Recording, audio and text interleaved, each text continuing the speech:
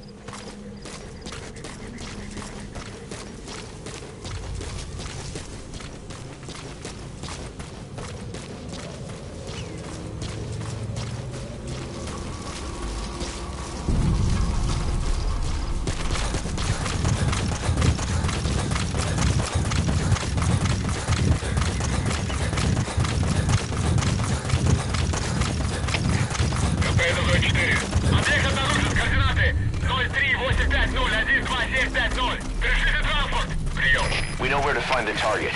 Check your iDroid. Отправляем группу. Оставайтесь там до ее прибытия. Конец связи.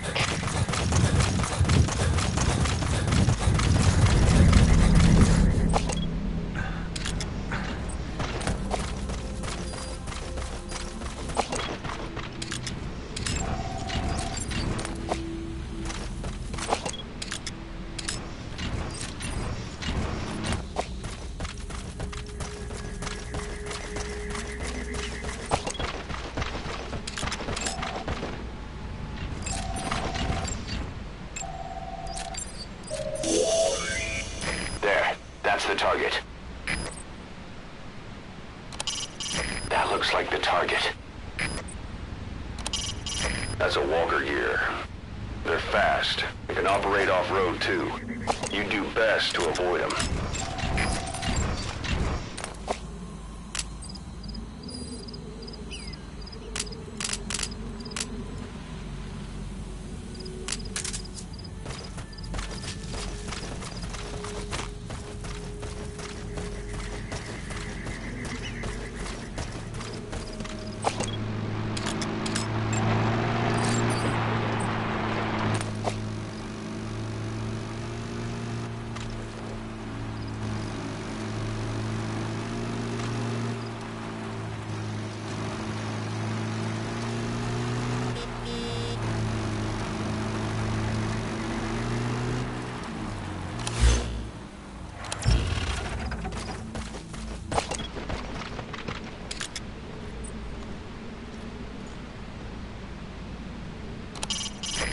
looks like the target.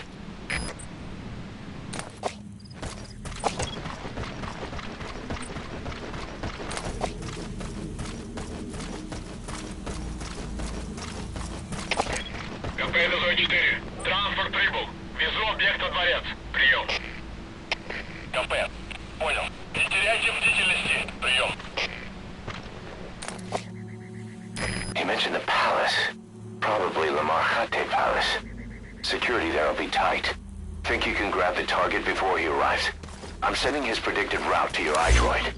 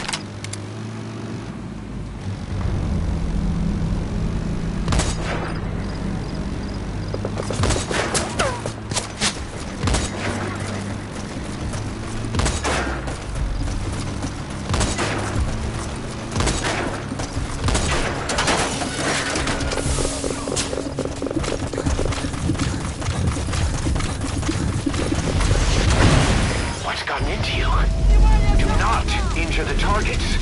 You have to extract them.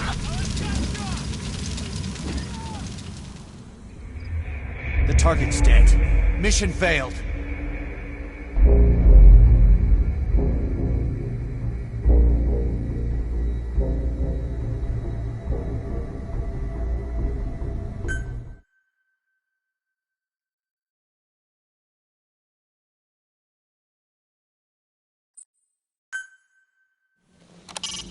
Boss, you need to extract the target alive. He might be able to tell us about what went on at OKB-0.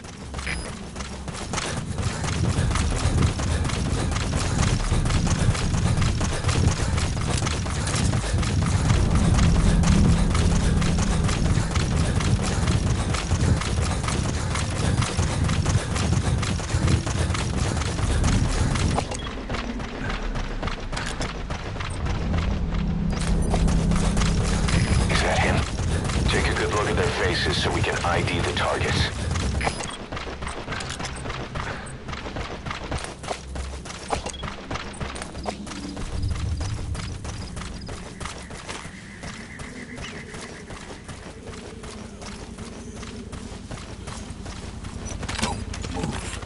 Нет, не делай этого! Help me! There, that's the target.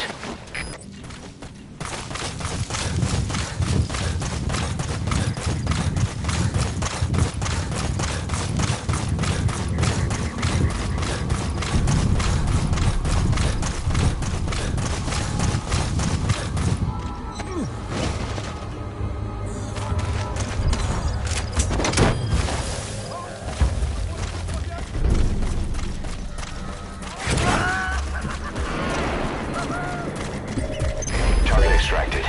Exfiltrate the hot zone, boss.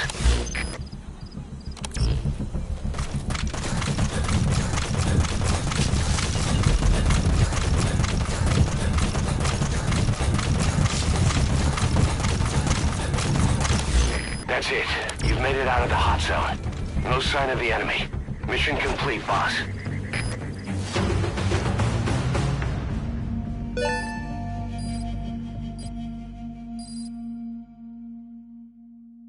Mission complete, and how?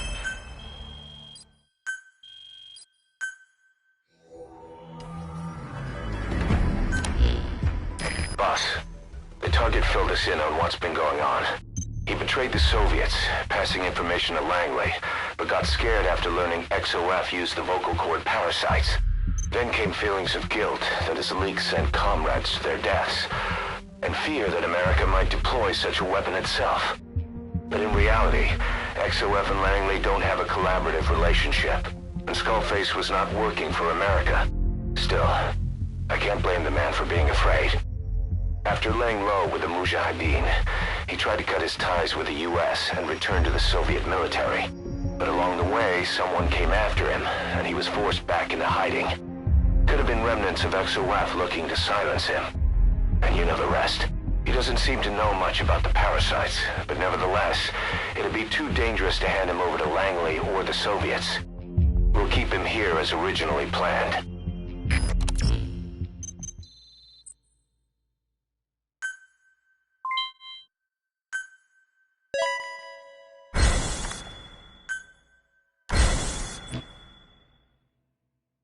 Boss, come on back to base.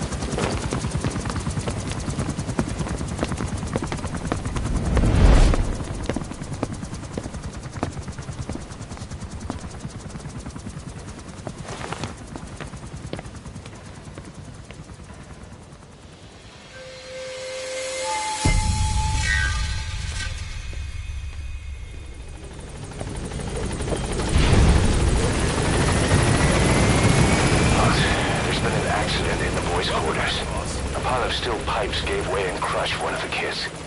The boy named Ralph. They tell me he died instantly. I'm sorry, boss. It's my fault. I should have been keeping an eye on them. I'll let you know if we learn something.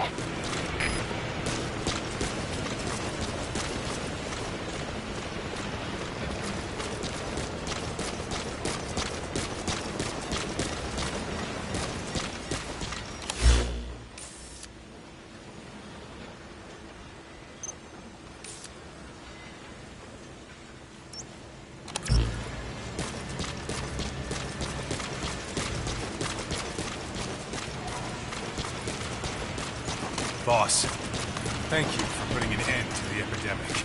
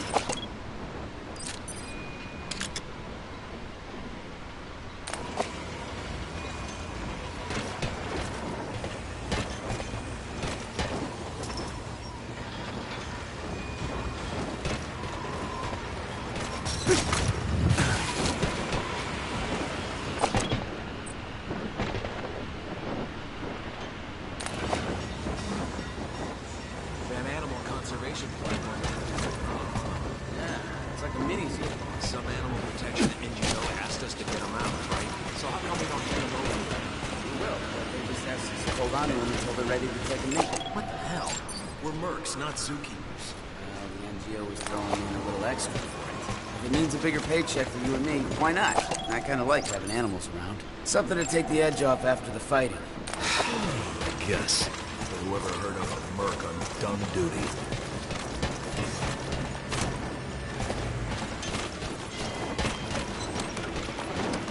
Send me out on my next mission, boss. Boss!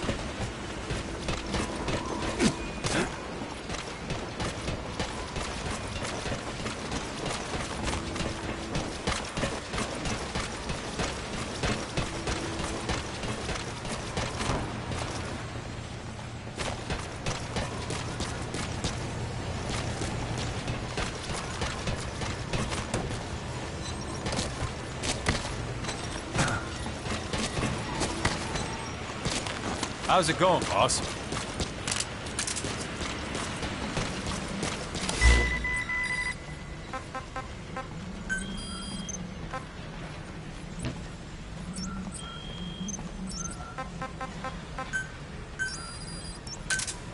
Roger.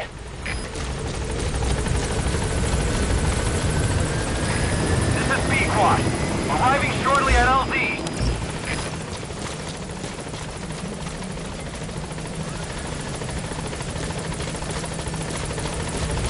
Boss, we're ready to develop real quick. This is B-Quad. On station at LZ.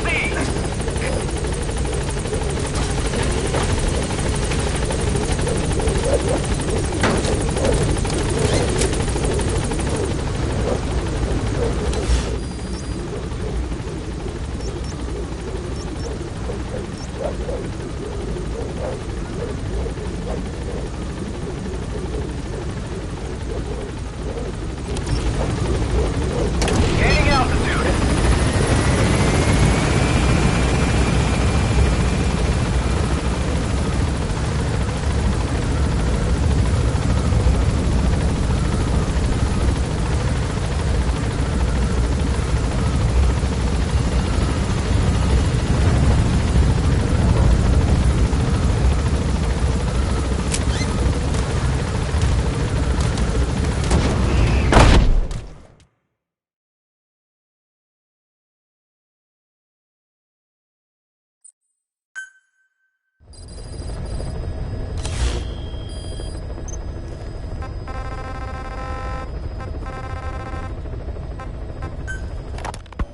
You mentioned that the man on fire was crushed under Sahelanthropus in its hangar. Yeah. He was caught under the wheels of its transport platform. But his body wasn't found. What? We searched the area the moment we arrived, but there was no trace of him. I wasn't hallucinating. I know. I trust you on that. That means someone must have taken the body. But when I got there, everything was still as it was. Even Skullface hadn't been touched. I can't see a reason to sneak into a place like that and drag out the biggest, heaviest guy there. What are you getting at? The only option left is... he got up and walked away. That platform ran him over. Just ran him over. You're saying that's not enough? I don't want to believe it, but maybe not. He shrugs off bullets, even rocket strikes. There's no reason to think that would finish him. It seems ridiculous, but I'll start gathering eyewitness accounts just in case. If you dig up anything concrete, I want to know. You'll be the first, if I dig anything up. But I hope to hell I don't. No kidding.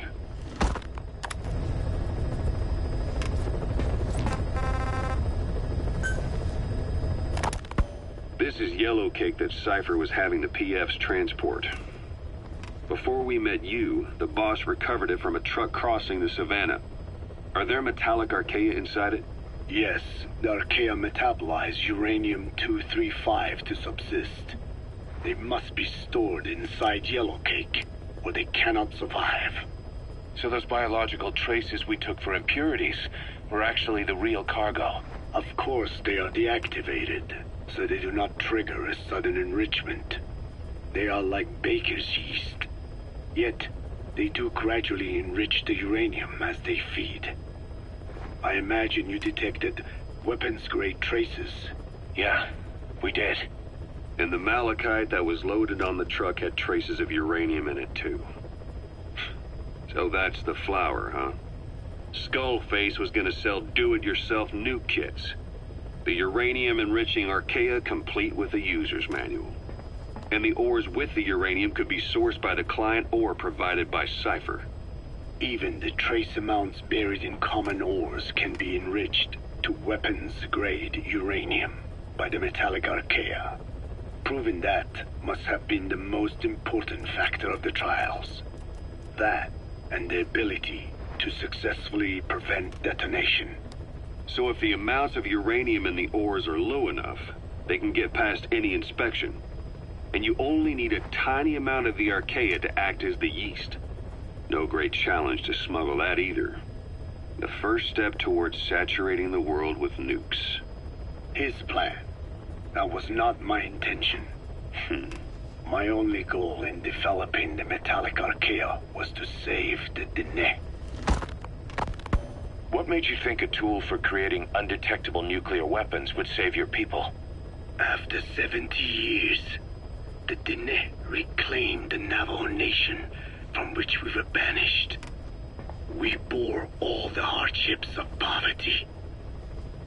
But we were proud to live off the land we called our own. But in the moment the atomic bomb was dropped on Hiroshima, everything changed. I don't get it. The nuclear arms race between the US and the Soviet Union began with the end of the Second World War. Suddenly, there was a massive demand for uranium. And it was our ill fortune that the ground beneath the Navajo Nation was rich with uranium ore. The Black Ana government set up mine after mine, and many of the Dene worked them, never informed of any danger.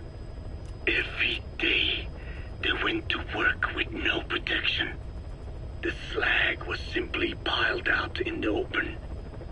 When rain fell, uranium traces left behind would seep out, and when the ground dried, it was blown about as dust. Land and water were contaminated, irradiated. Many of us became sick and died. That pain lives on to this day. I had no idea.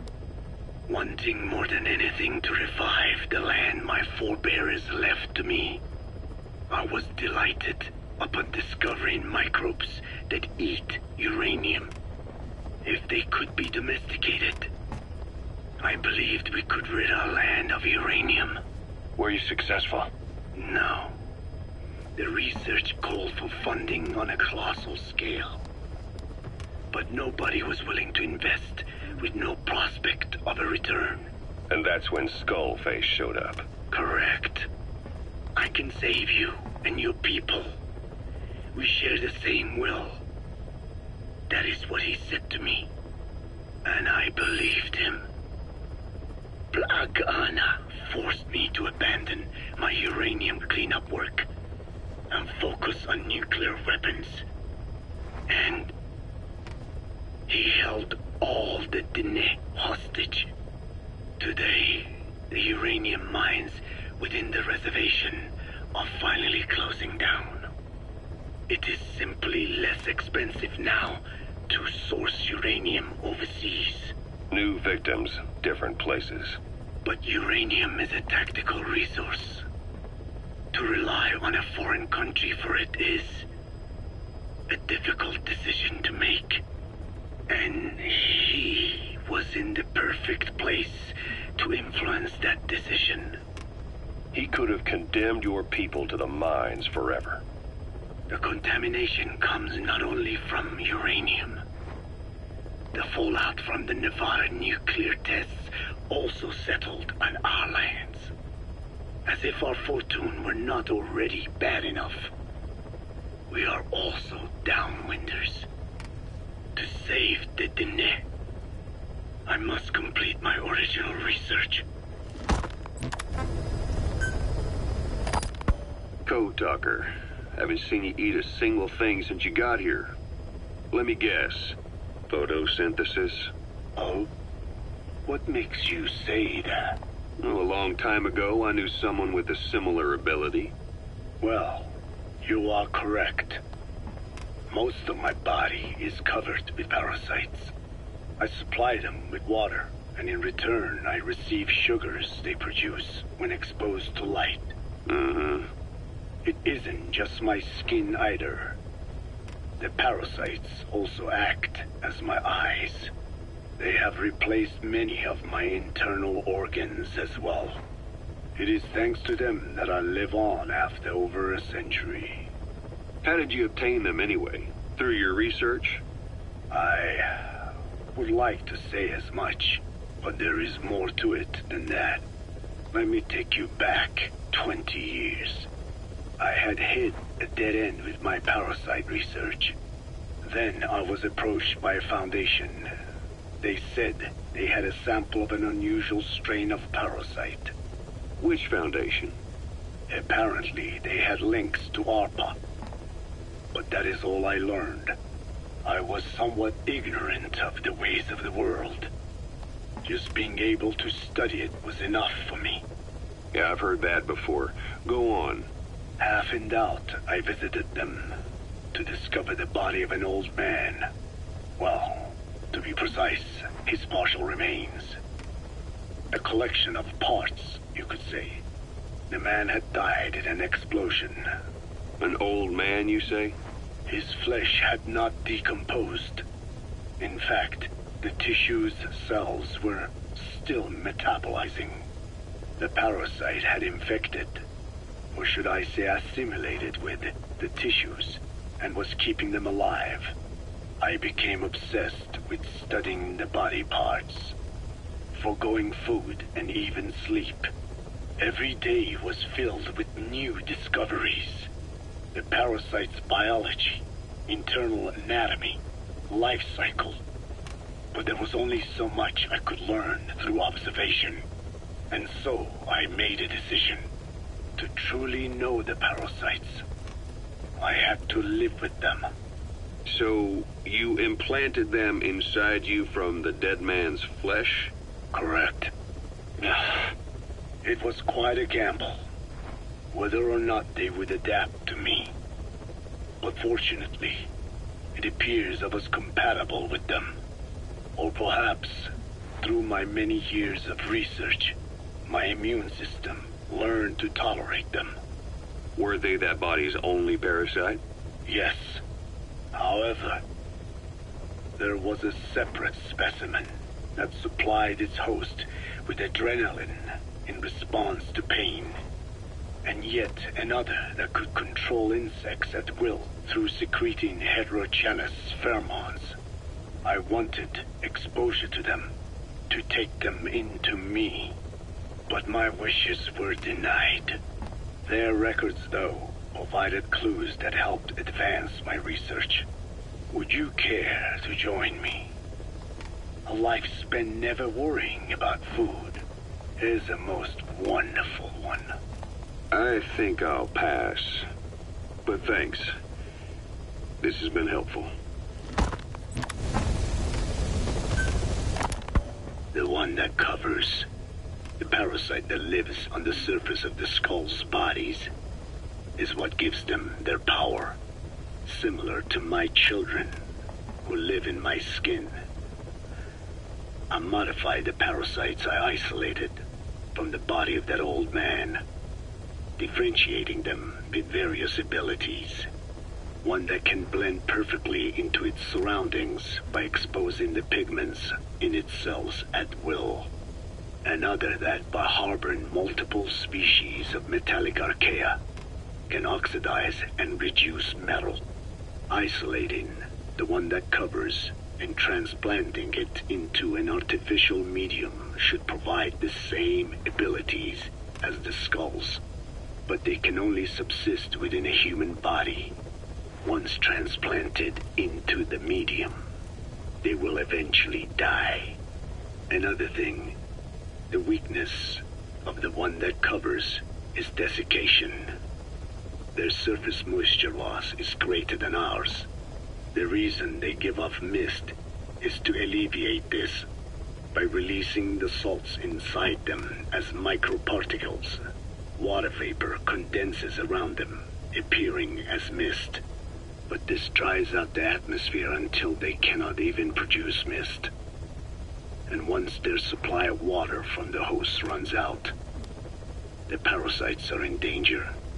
They, along with their host, enter a form of suspended animation.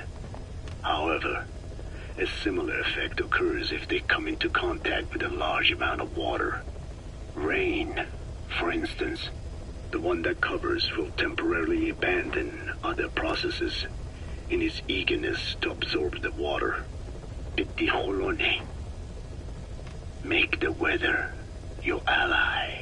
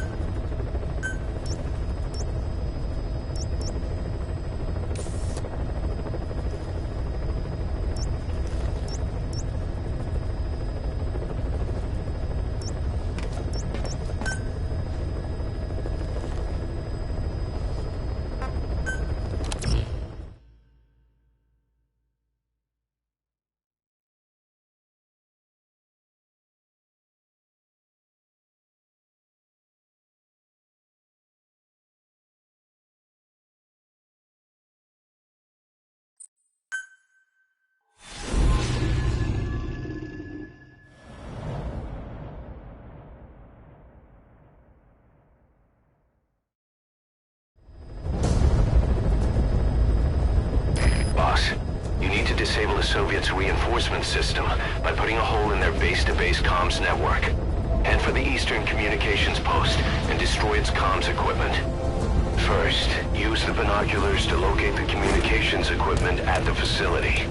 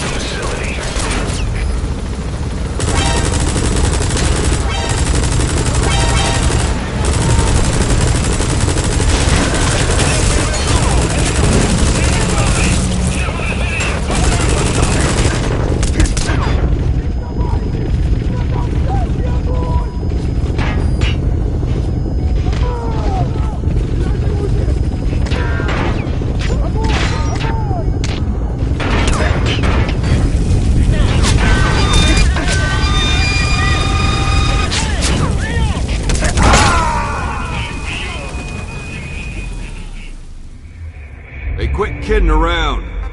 Snake? Snake!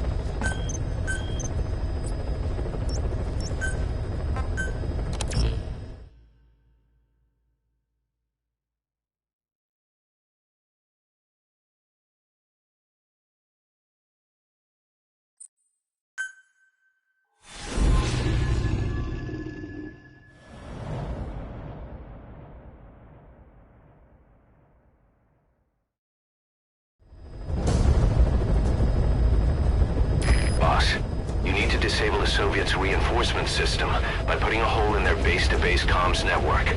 Head for the eastern communications post and destroy its comms equipment. First, use the binoculars to locate the communications equipment at the facility.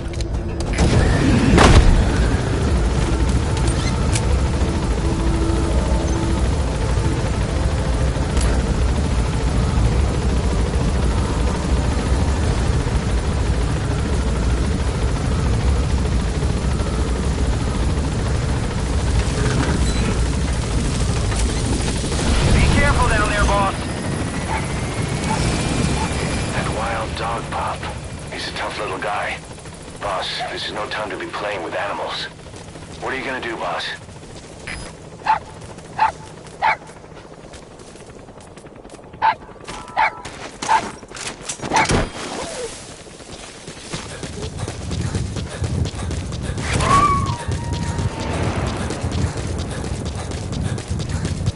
Roger that.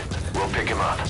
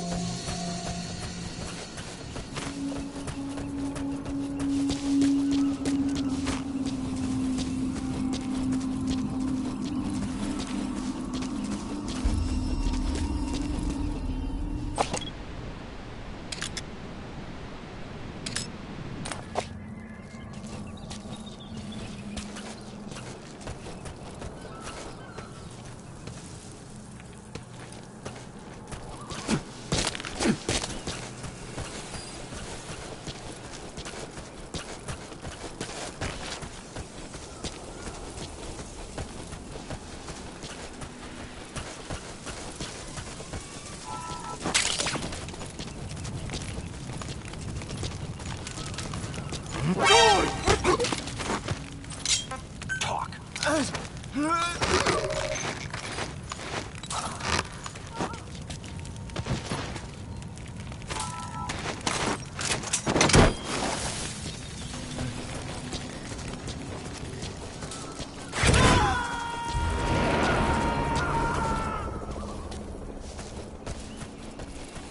Subject on board.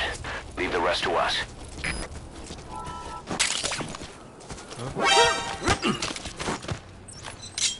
Spit it out.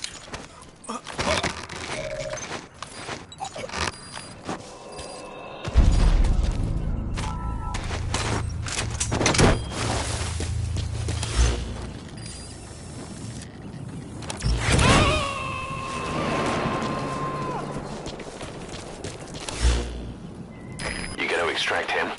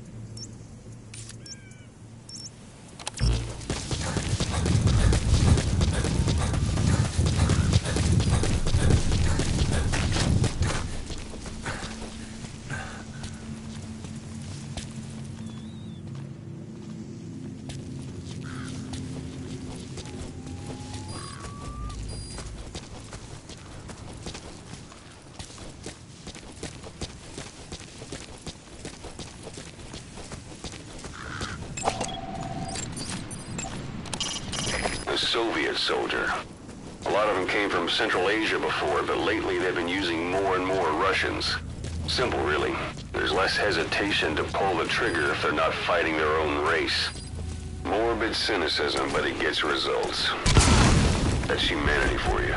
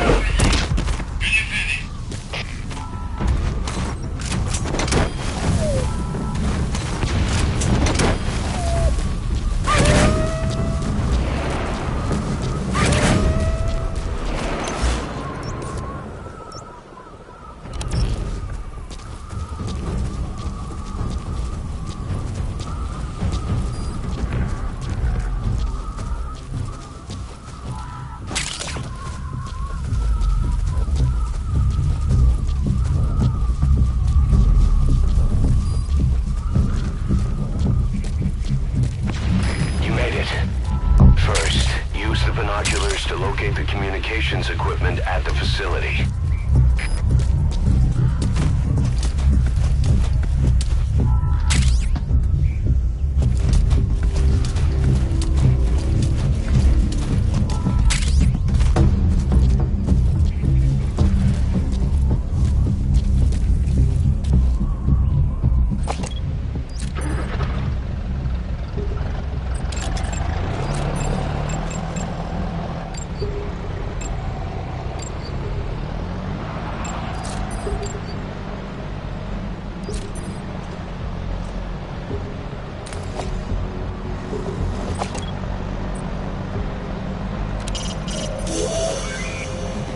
That antenna is one of the targets.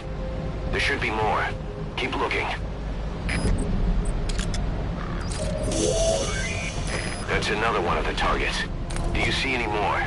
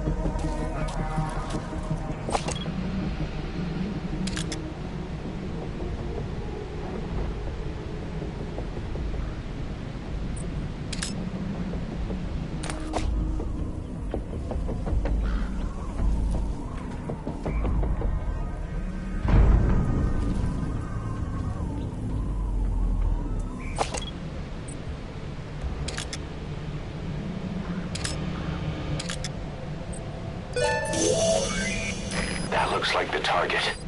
We know where all the antennas are now. Take out all three of them. How you do it is your call.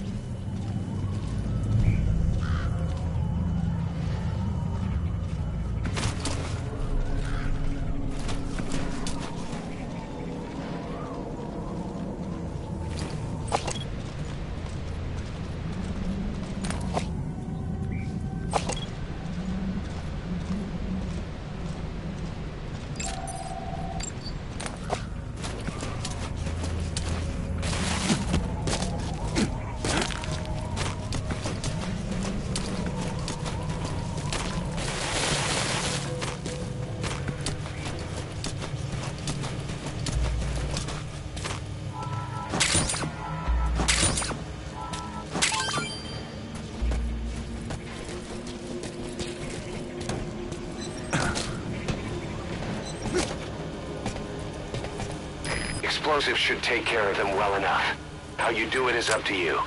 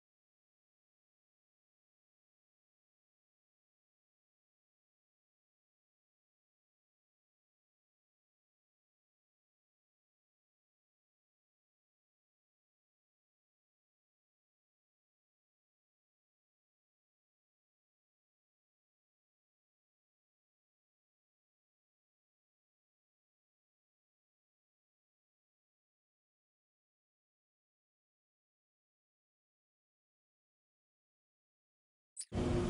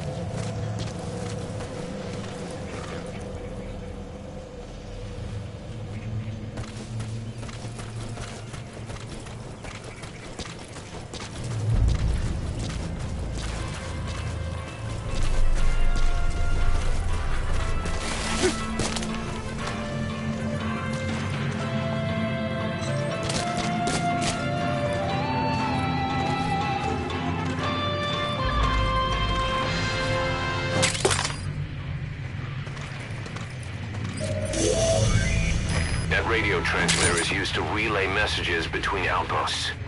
Take it out and the mission's complete. We have the locations of all the targets.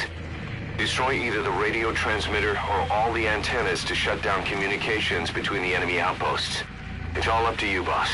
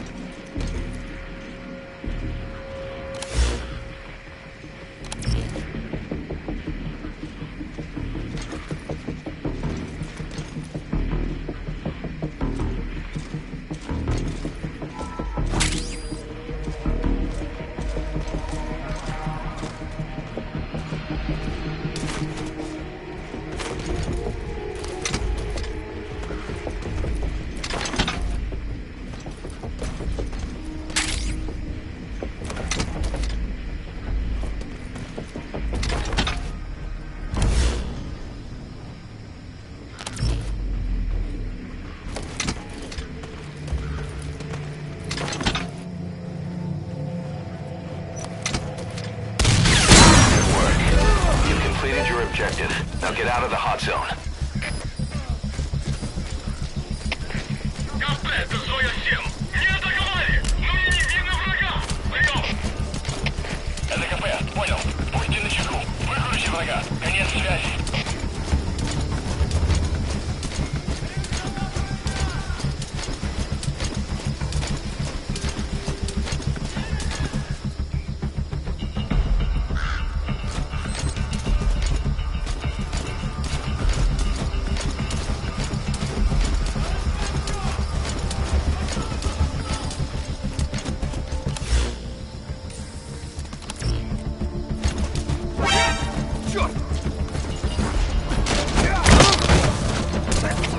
Всем боевым группам, это КП. Врагам отходит. Всем единицам приготовиться к бою.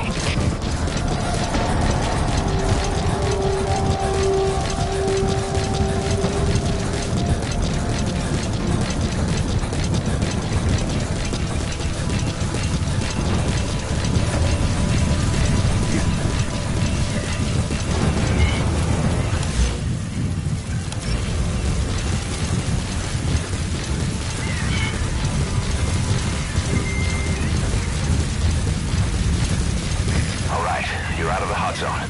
No enemy forces in pursuit. Mission complete.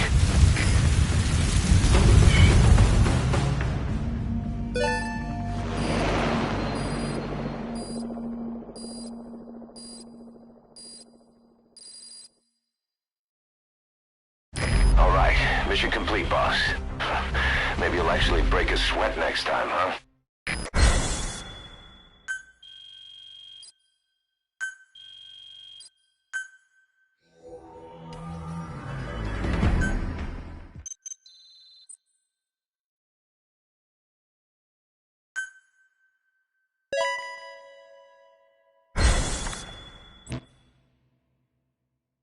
Emmerich's finished development on that battle gear of his. Get back to Mother Base.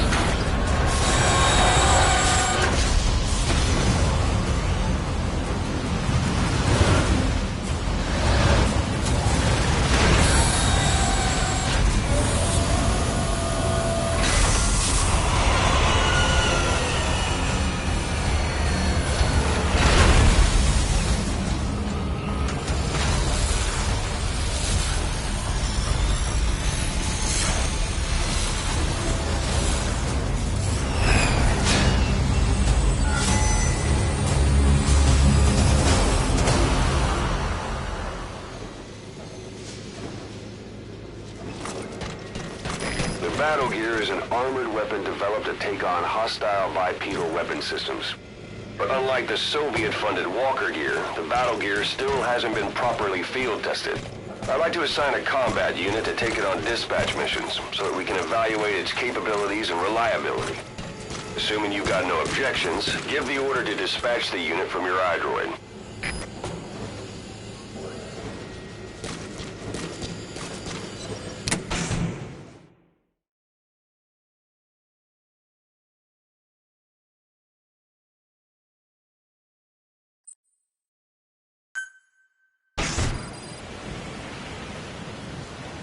Boss, we need evidence to prove our suspicions about Emmerich. Head to the central base camp in Afghanistan and recover that AI pod. It's time we purge Diamond Dogs of that traitorous parasite once and for all.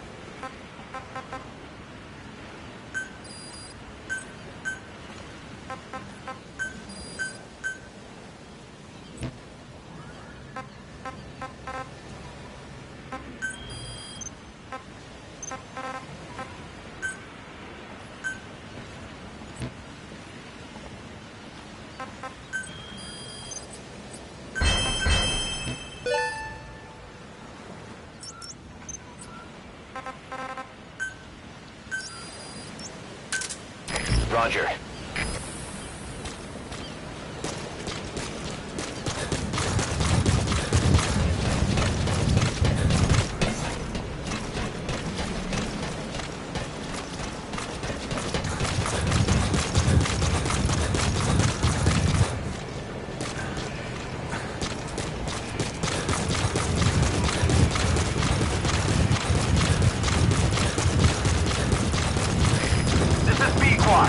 Arriving shortly at LZ.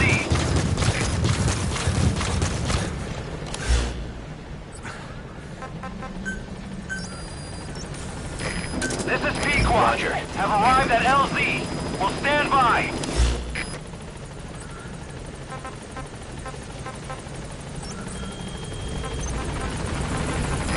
This is P-Quad. On station at LZ.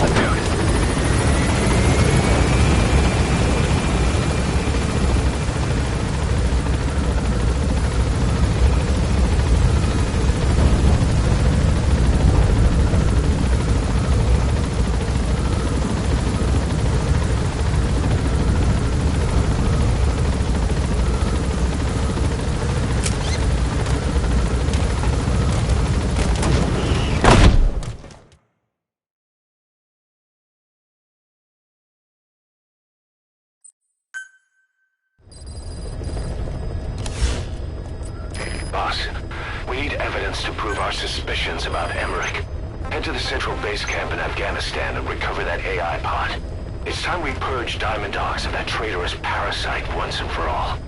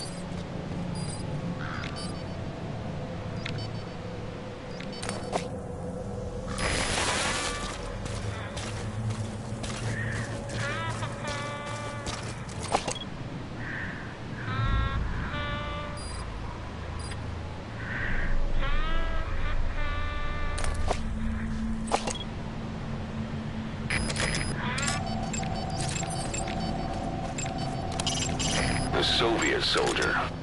A lot of them came from Central Asia before, but lately they've been using more and more Russians.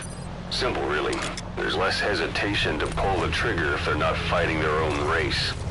Morbid cynicism, but it gets results. That's humanity for you.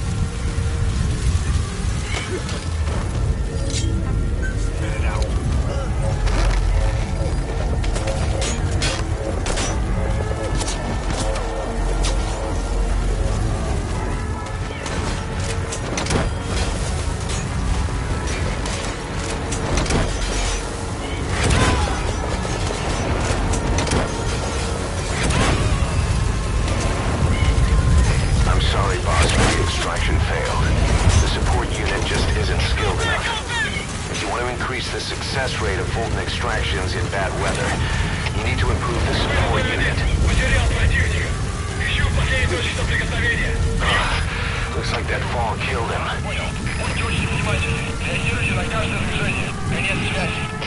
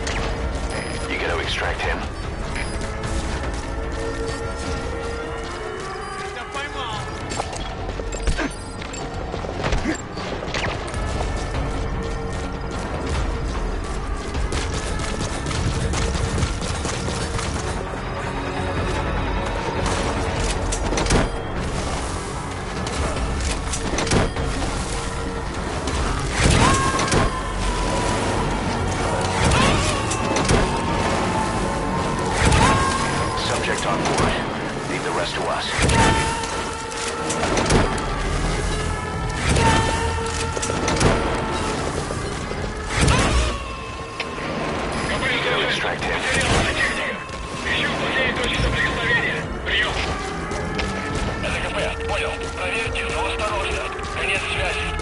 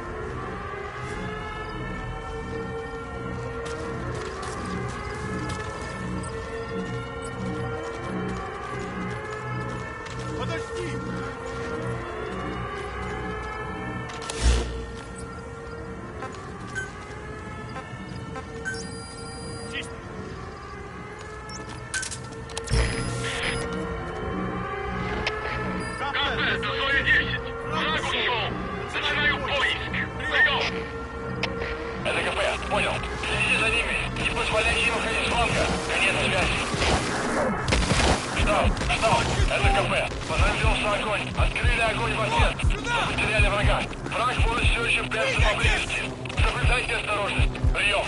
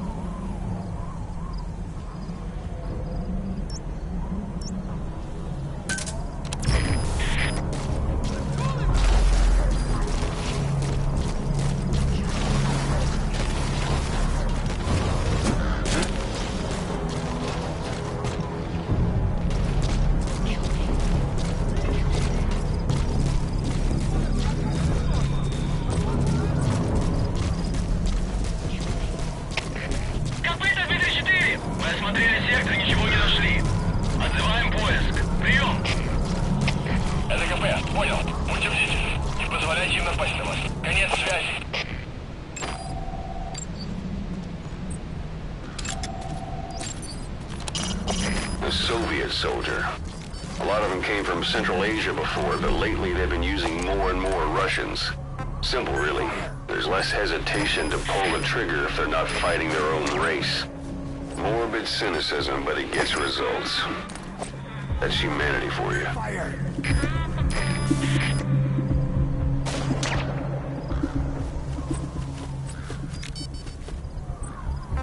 Fire!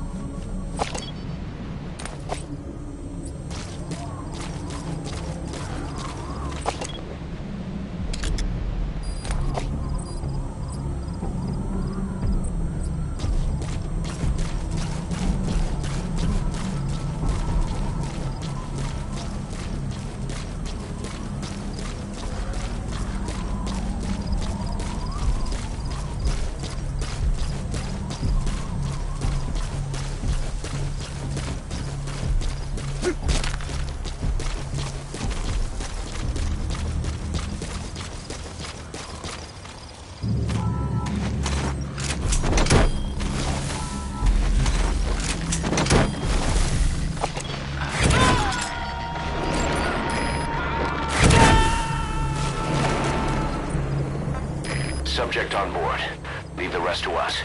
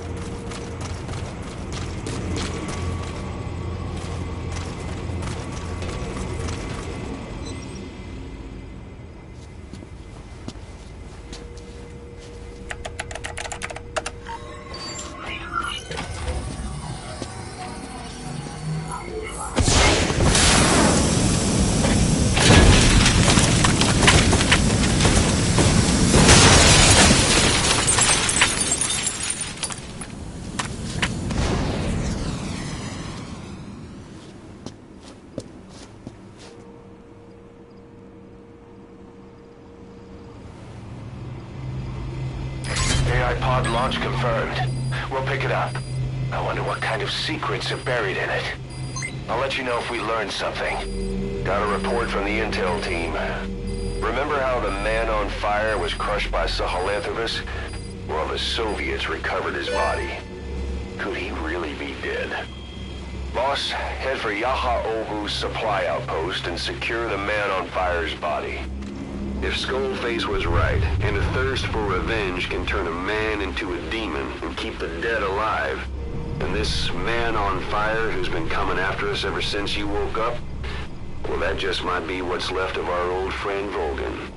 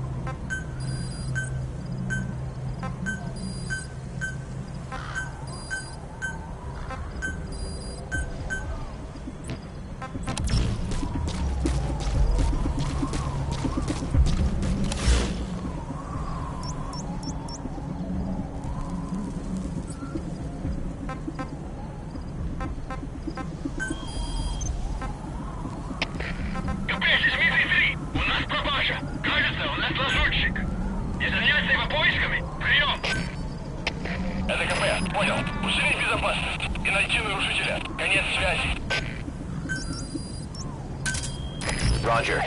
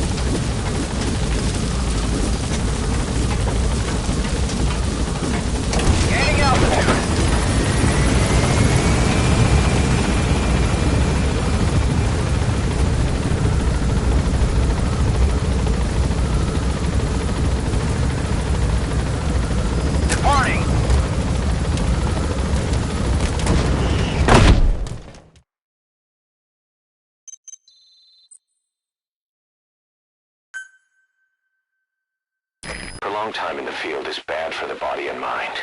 I think it's time you took a break. Do it for me. Come back to Mother Base ASAP.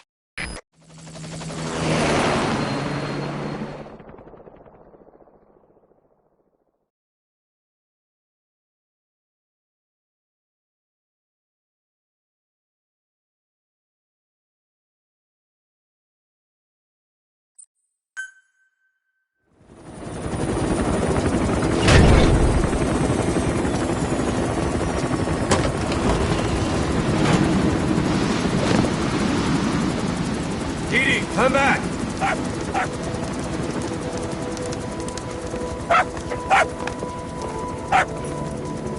Mitch.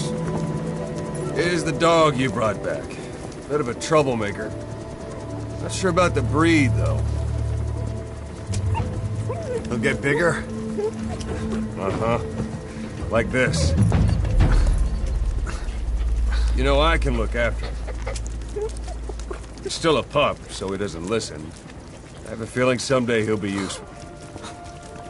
I suspect you discovered a real diamond in the rough. With a little polish, I'd say we got a true diamond dog on our hands.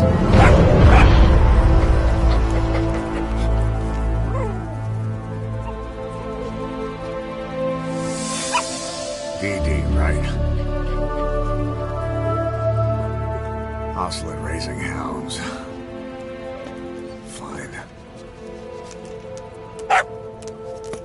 Come on, Dee.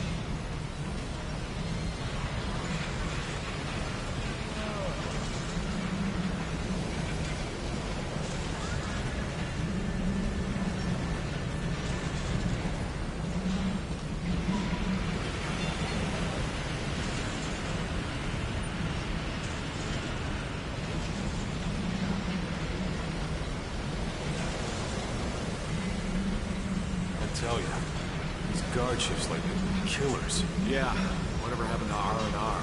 I wouldn't mind getting out to Victoria to unwind every now and then. The security team isn't big enough for a base this size. If some PF attacked us, the city ducks. Tell me about it. I should talk to CP sometime. Good idea. I'll go with you.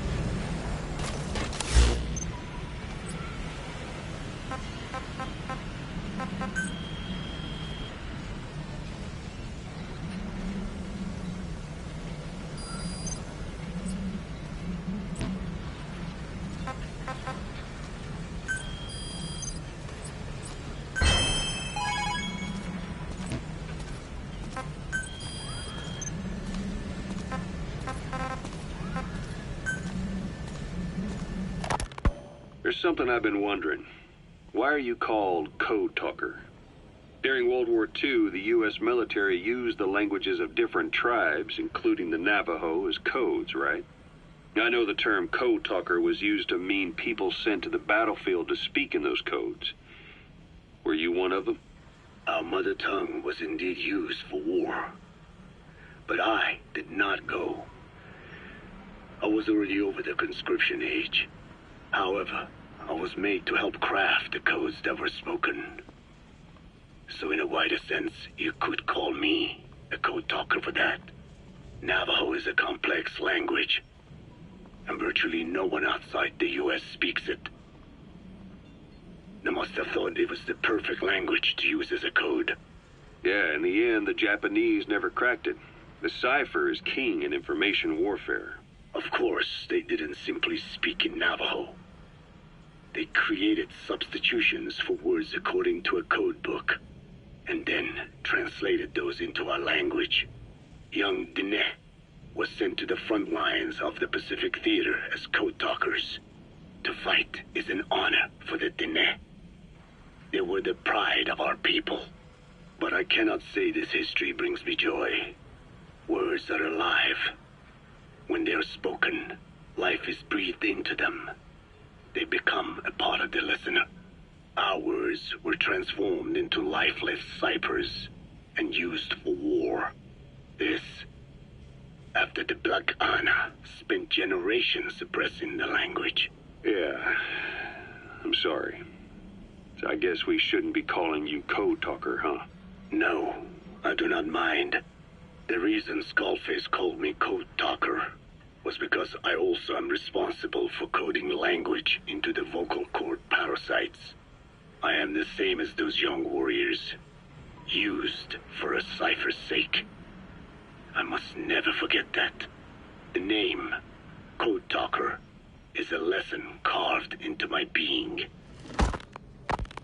You said Skullface ordered you to weaponize the vocal cord parasites. But you also said he wasn't the reason. And he wasn't. I was seduced by the parasites. That is a fact. How? You mean from your curiosity as a scientist? That I cannot deny. But there is more to it. The story goes back to the 19th century, to my earliest memory. One day, a man from the government visited our Hogan, our home. I cried as he yanked me from my mother's arms and took me away to an Indian boarding school. From that day forward, I became George. This was the name my teacher gave me. I was forced to give up my Diné name, forbidden from speaking anything but English.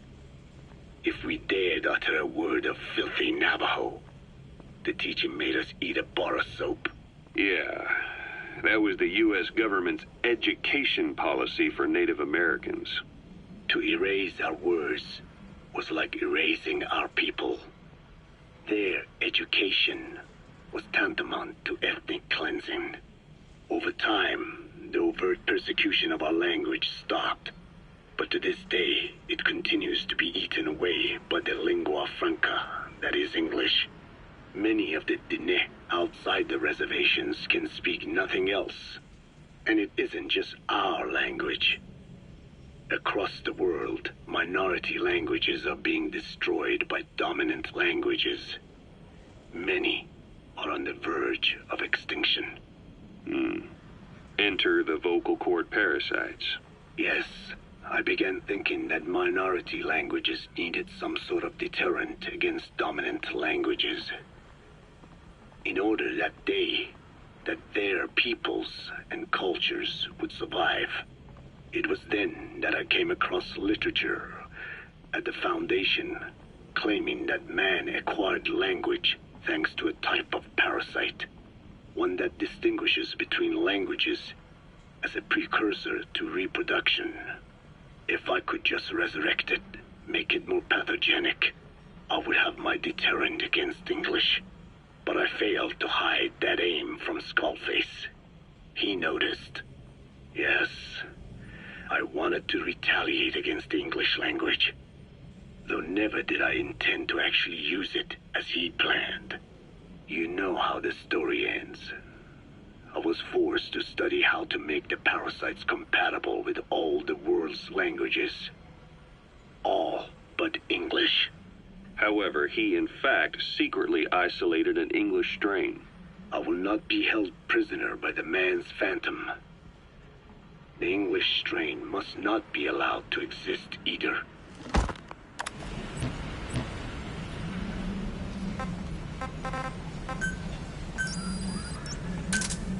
Roger.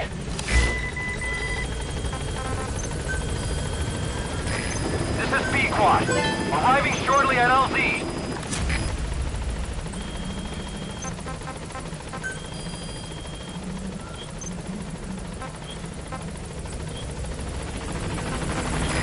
This is B-Quad.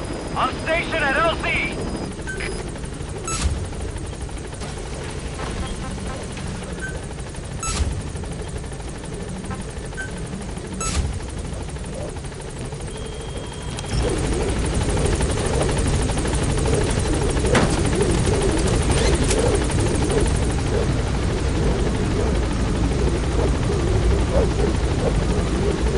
Gaining altitude.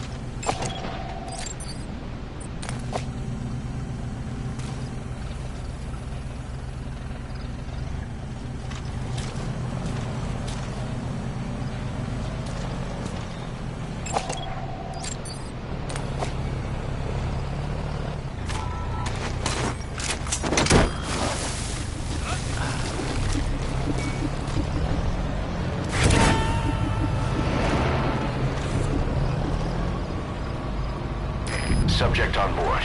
Leave the rest to us. Это твоя честь. Какого-то бедолагу унесло на воздушном шаре. Возможно, на базе лазутчик. Жду указания. Прием! Это КП. Понял. Последующие потери неприемлемы. Держите ухо востро. Конец связи.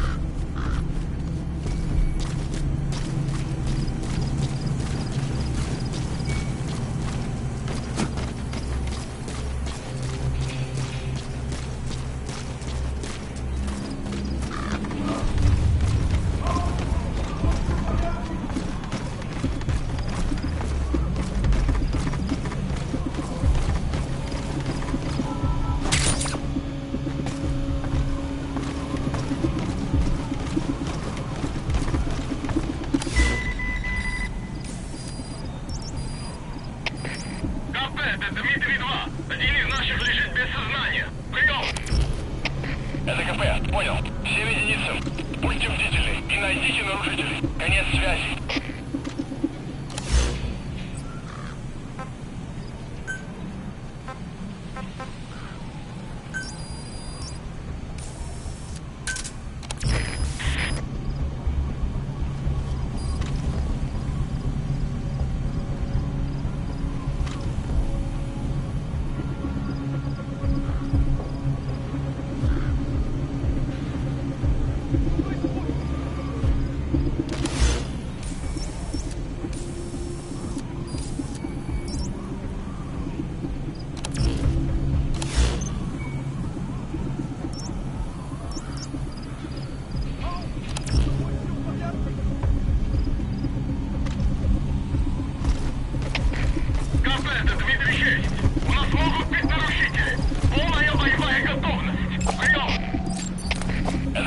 Понял. Проверьте окрестности. Конец связи.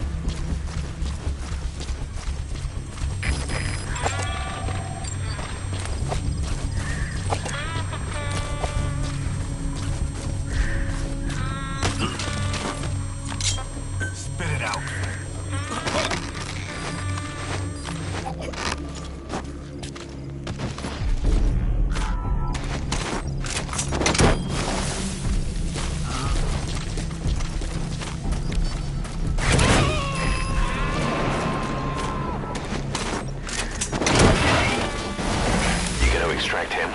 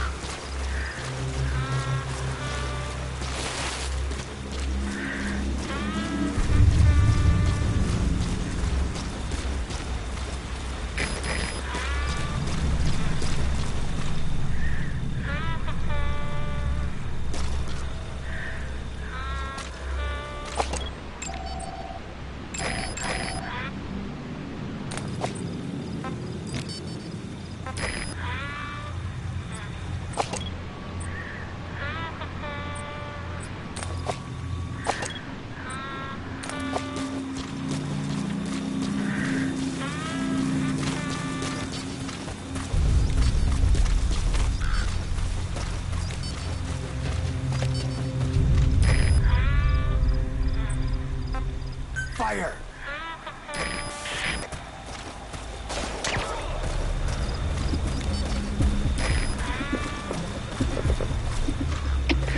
КП, это свои 4! У нас вражеский снайпер! Прием! Это КП, понял! Занять оборонную позицию и найти снайпера! Конец связи!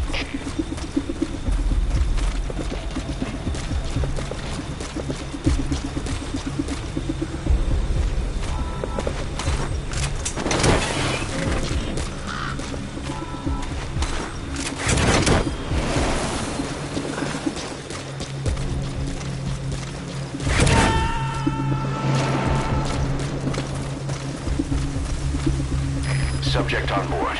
Leave the...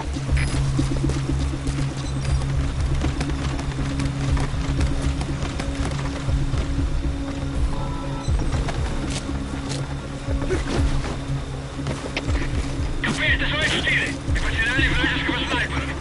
Остаемся на чеку! Прием! Это КП, понял. Оставайтесь на чеку. Конец связи.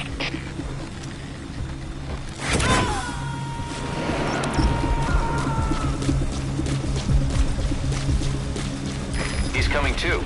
Roger that. КП, меня кто-то вырубил. Скорее всего, противник. Я место поисков. Прием. Это КП, понял. Всем подразделениям. У нас могут быть нарушители. Конец связи.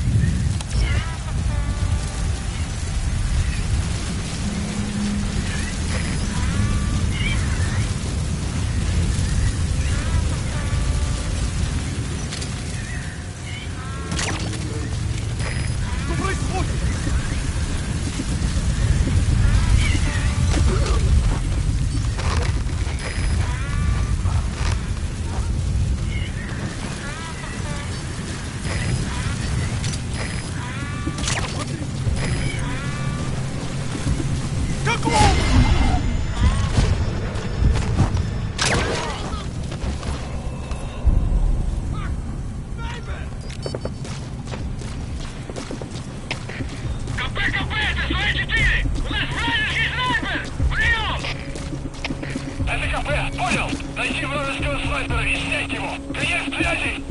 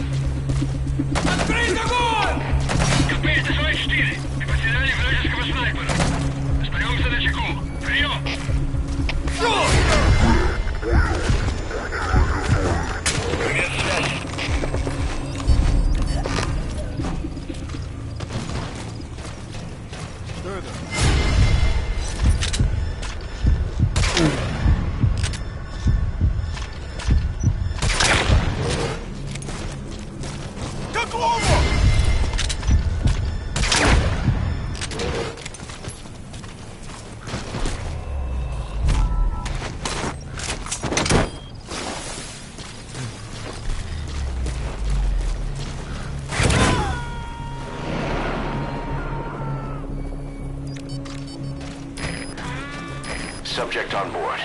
Leave the rest to us.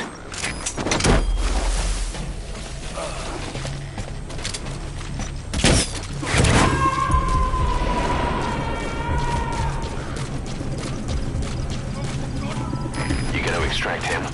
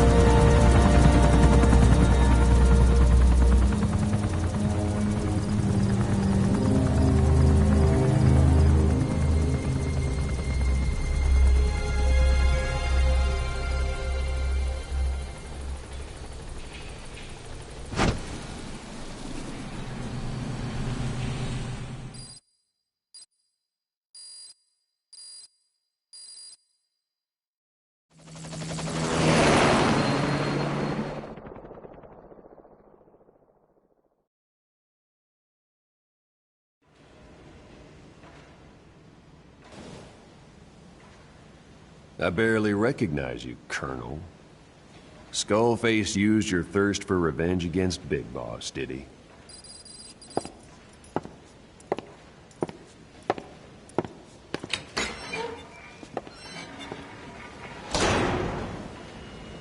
Boss, I've updated the mission list. We've received some new job offers. The details are on your iDroid.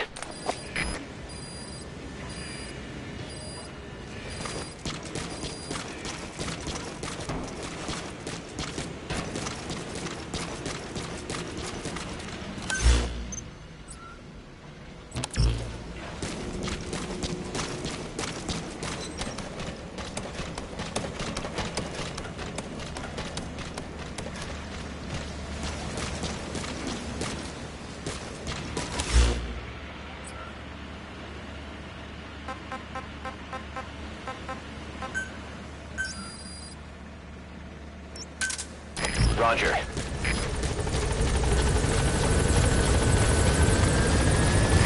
This is B-Quad. Arriving shortly at LZ.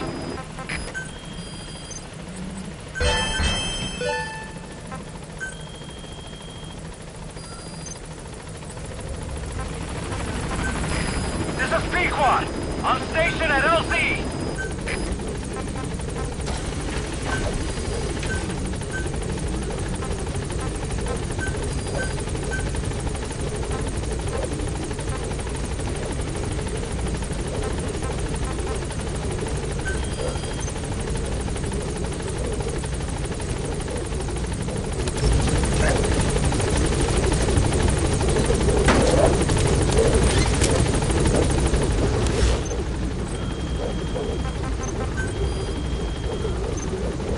Gaining altitude.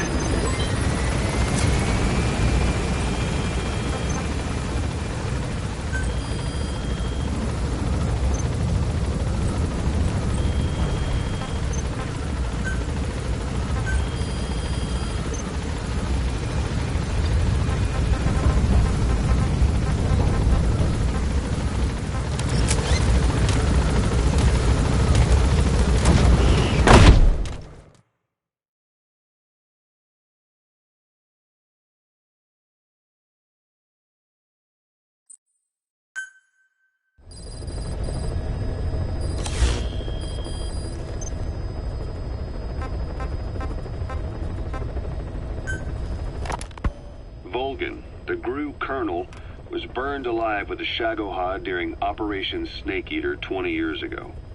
Despite suffering severe burns to his entire body, he still clung to life. After you left Seleniarsk, Volgan's body was taken to a research institute in the outskirts of Moscow, but modern medicine couldn't explain why he was still alive. Not that the colonel was any ordinary man to begin with. That constant electric current he had running through his body that he could unleash at will. To be honest, I was always uncomfortable around him. Thought I might get electrocuted just by standing nearby. The institute studying him was tasked with investigating and developing human paranormal abilities. The comatose Volgan was used to further the Soviet Union's research into such abilities. But not long ago, the facility burned to the ground. And Volgan's body was never found among the rubble, even though the fire started in the room where they were keeping him.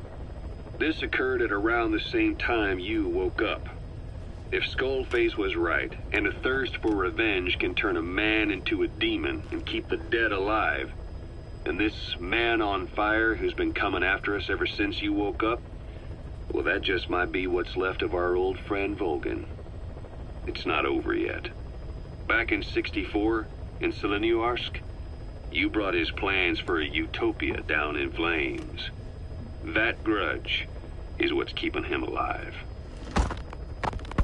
The day the research facility holding Volgan burned down, a Soviet jumbo passenger jet happened to crash nearby, far away to the north of that hospital in Cyprus. On board the plane was a young boy who was being studied at the same facility. The plane fell to Earth from over 8,000 feet, but the boy's body was the only one not recovered. At almost exactly the same time as the crash, Volgan awoke in that facility. According to the Research Institute's documents, the gifts this boy demonstrated included psychokinesis and telepathy. To protect his mind from being inundated with other people's thoughts, he always wore a kind of gas mask. A rudimentary form of psychic insulation, apparently. We don't know where this boy is, but if Skullface is connected to him, we may cross paths with him yet. This boy is part of a new age, where nothing we understand about the world makes sense anymore. Don't let your guard down.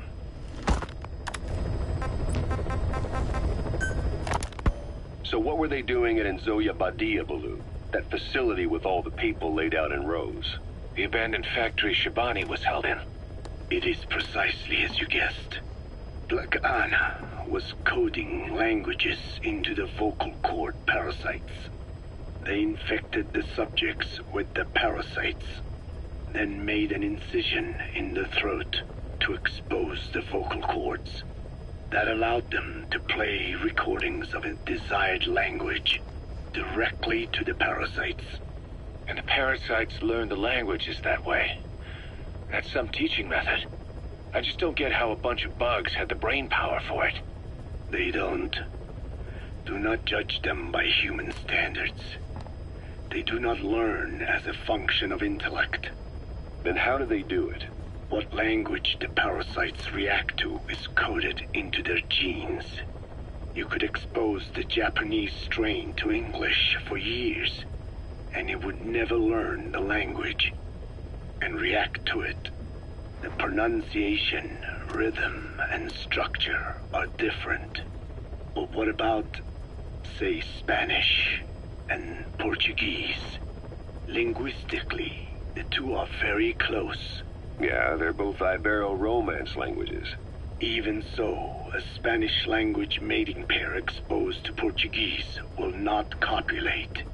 Only when they hear Spanish. Only then. And the majority of their offspring will be the same. So it's a literal case of a mother tongue. But if that's so, I don't see how the different strains can be created in the first place. Well, among the many thousands of offspring, there may be just a few that react to Portuguese. You're talking about mutations. Correct. Playing the tapes helps to identify the mutant strains. Those specimens are then isolated and bred with one another. From their children, specimens that react more strongly to Portuguese can again be selected and bred. Repeating this process creates a strain that reacts solely to Portuguese and never to Spanish. Mutation and selection. No different to breeding roses. So you kept increasing the change over the generations, adapting them to languages from all over the world. Must have taken a hell of a lot of patience. More like patience. Just how many died for this? There's something I still don't get. In order to tell which larvae will react to Portuguese, you'd have to let them develop and then see which copulate. That means you'd need tens of thousands of guinea pigs. There's no way you could do that in a facility that small. For normal selective breeding methods, you would be right. But there is a more effective selection method when training the vocal cord parasites. Go on. It is not only when mating that the parasites listen for language. Shortly before hatching, larvae display markedly increased activity in reaction to particular language. The active eggs can be identified under a black light, so the eggs that react to Portuguese are selectively placed in the throats of subjects. So you see, narrowing down strains that react to the target language is an effective process. Though I'm sure that even so, many lost their lives to create the various strains. Taken against their will into that dungeon. There are two reasons for playing the tapes for the parasites. One, to isolate the eggs that respond to the target language. And two, to cause the specimens raised from the selected eggs to mate. I get how the system works. But why do they respond to language before they even hatch? It's not like they can mate from inside an egg. It is because the larvae learn the language before hatching. You mentioned that what language the parasites respond to is hard-coded into their genes, and that they don't have the brain power to actually learn a language. But then you say that the larvae at Nzoya Badia Bulu were learning the languages in the egg. Your story doesn't add up. Your country is home to a unique songbird. The Japanese bush warbler. Sure, what of it? What a beautiful call it has.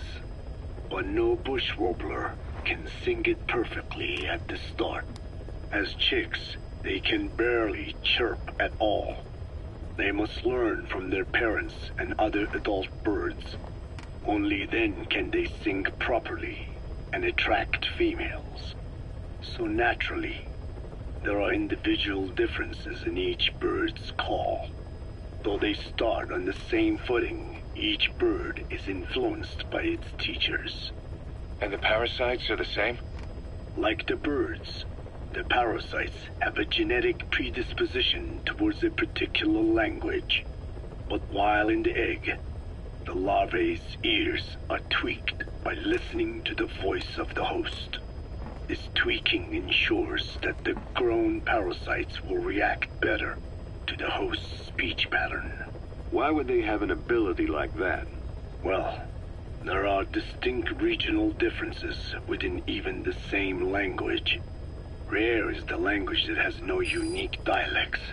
Yes, learning the host's speech pattern before hatching attunes the larvae to whatever twist of pronunciation it will encounter. This adaptive ability is what makes them so formidable. I see. So a language requires selective breeding, but the parasites can learn dialects by themselves.